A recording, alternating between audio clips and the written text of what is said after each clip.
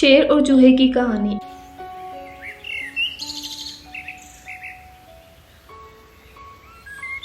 ایک دفعہ کا ذکر ہے کہ ایک بڑا شیر جنگل میں رہتا تھا۔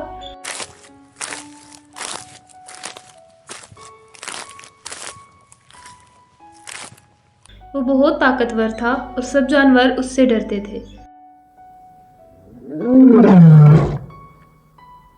ایک دن شیر کھانے کے بعد اپنے غار میں سو رہا تھا۔ اسی وقت ایک چھوٹا سا چوہا کھیلتا کھیلتا وہاں آ گیا۔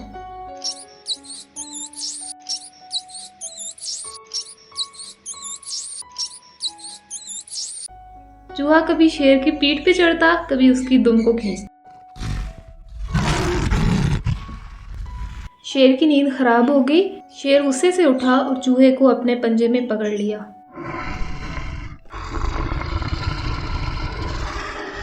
شیر نے کہا، میں تمہیں ابھی مار ڈالوں گا۔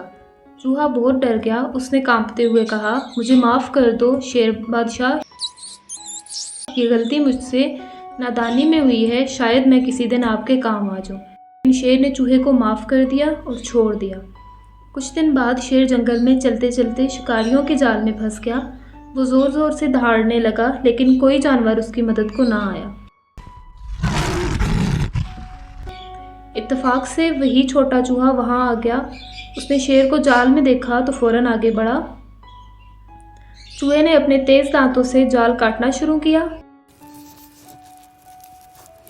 تھوڑی دیر میں شیر آزاد ہو گیا۔